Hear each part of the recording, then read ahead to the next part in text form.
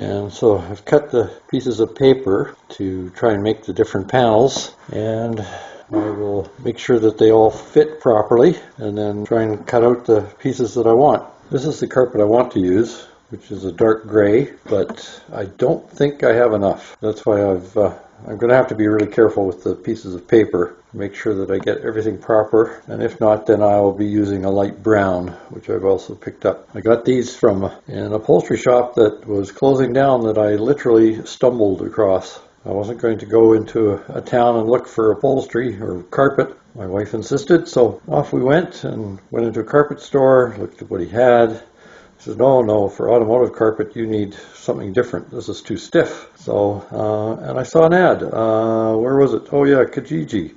I think I have her number. She's closing down.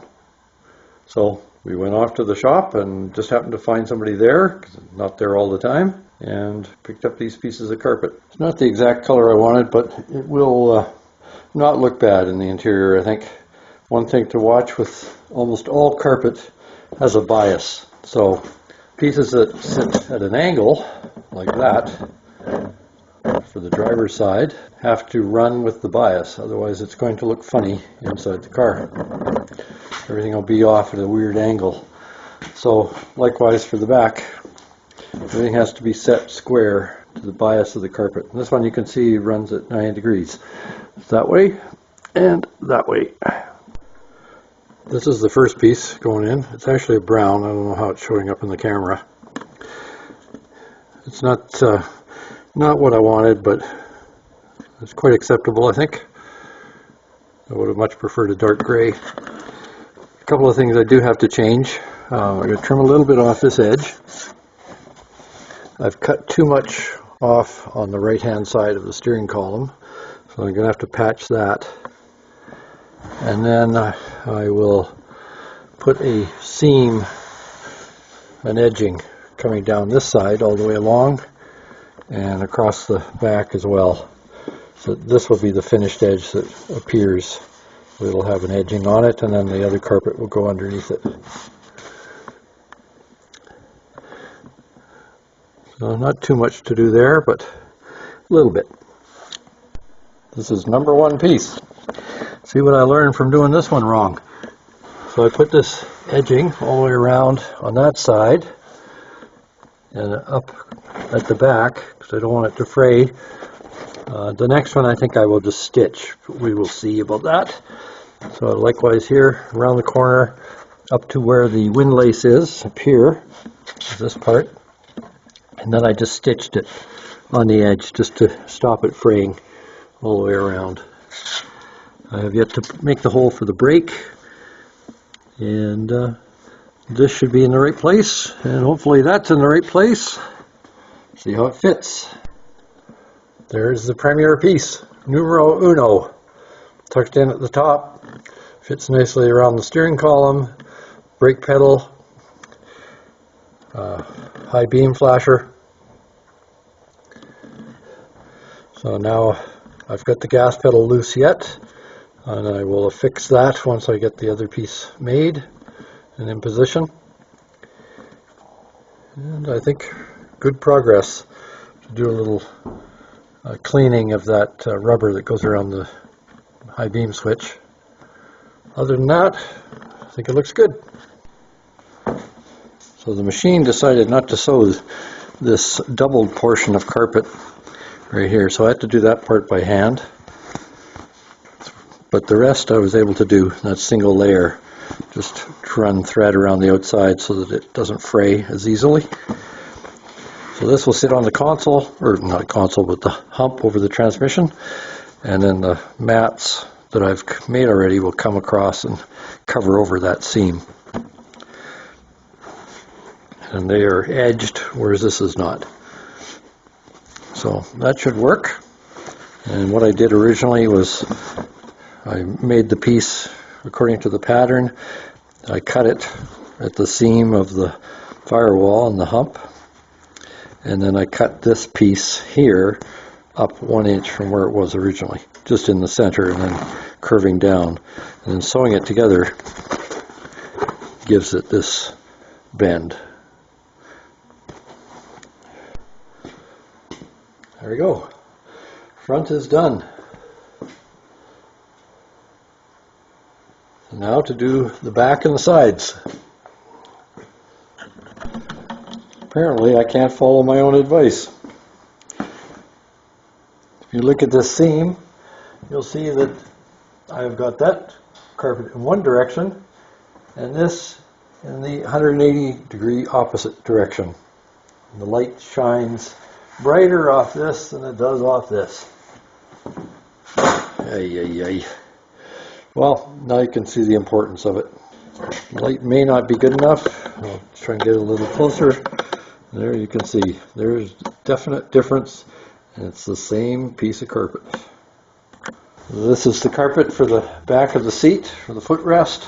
I'm going to put this webbing on it, and I'm going to have to sew it by hand, unfortunately, because the sewing machine is having trouble with this. This is just a little too thick for it, and if I break that sewing machine, you know how it goes. So this has to go on here. There's a metal rod which I've cleaned the rust off of and painted, which will go inside there, and that wraps around the bottom of the footrest, gets hog ringed into position.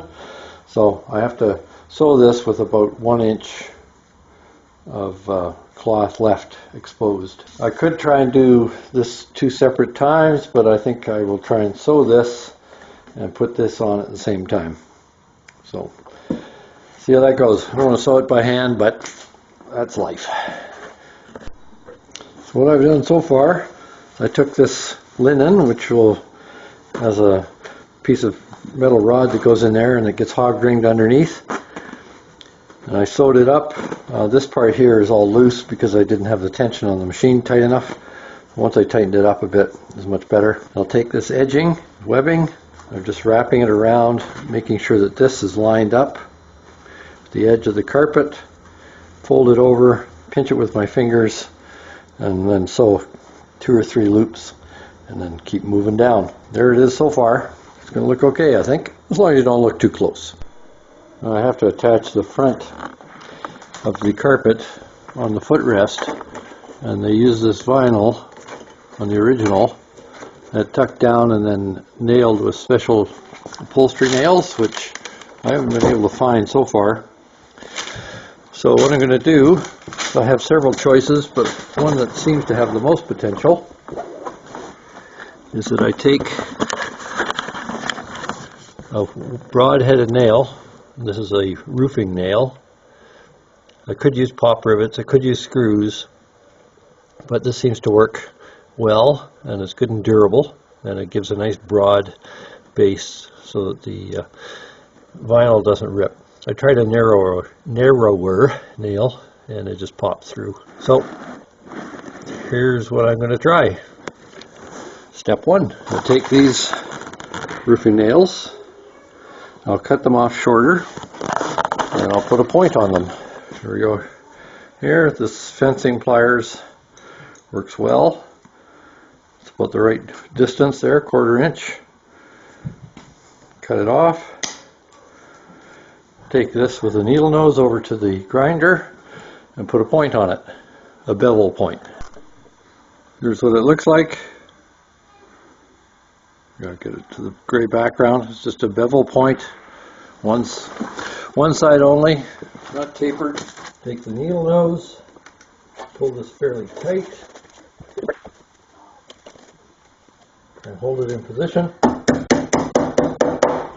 Drag it in at a slight angle. Of course, that one didn't work.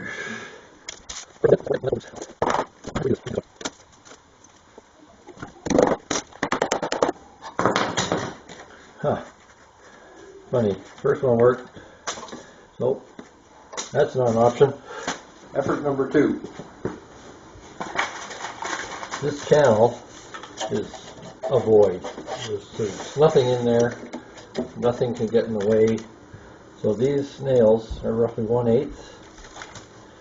I'm using a 7/64 drill bit, so 1/64 of an inch smaller. Hold that down. Drill a hole.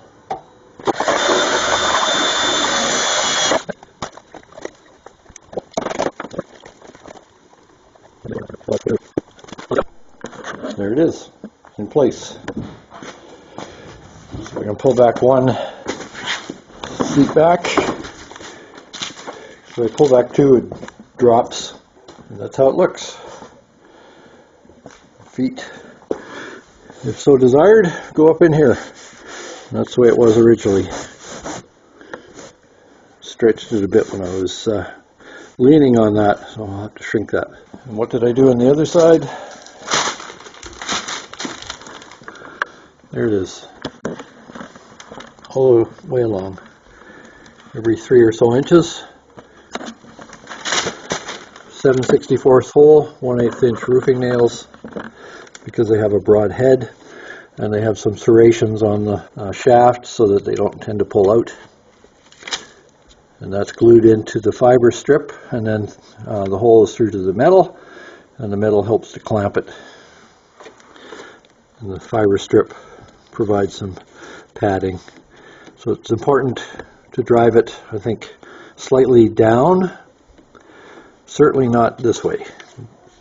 And if you hammer it in tight, this head will cut the vinyl over time, because it's pretty sharp. Originally it was held with little nails from the factory, so this should actually hold it better.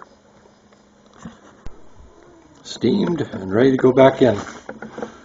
The loop you see is a shadow from the grab straps. Taking the head wrinkle out. Just gonna get a little closer here.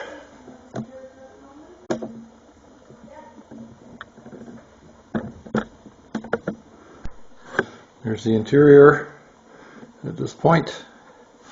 Just putting a wool blanket over top of the seat just to protect it. It's an old 50s thing to do, 60s.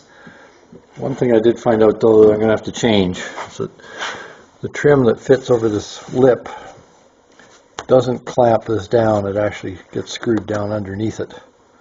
So I'm going to have to trim this off a bit, put some edging on it, because this will all be exposed now. So that's one change I have to do.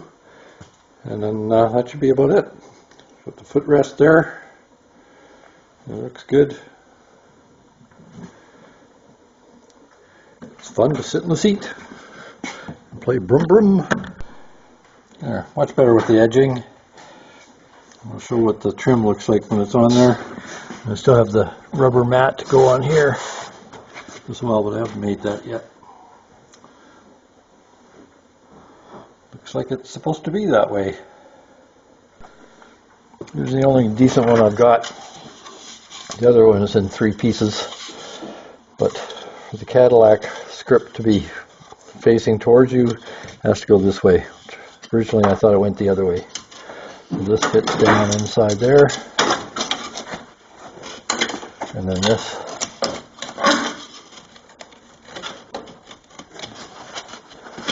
it fits over top of that. I have to put that in position yet, obviously, like that.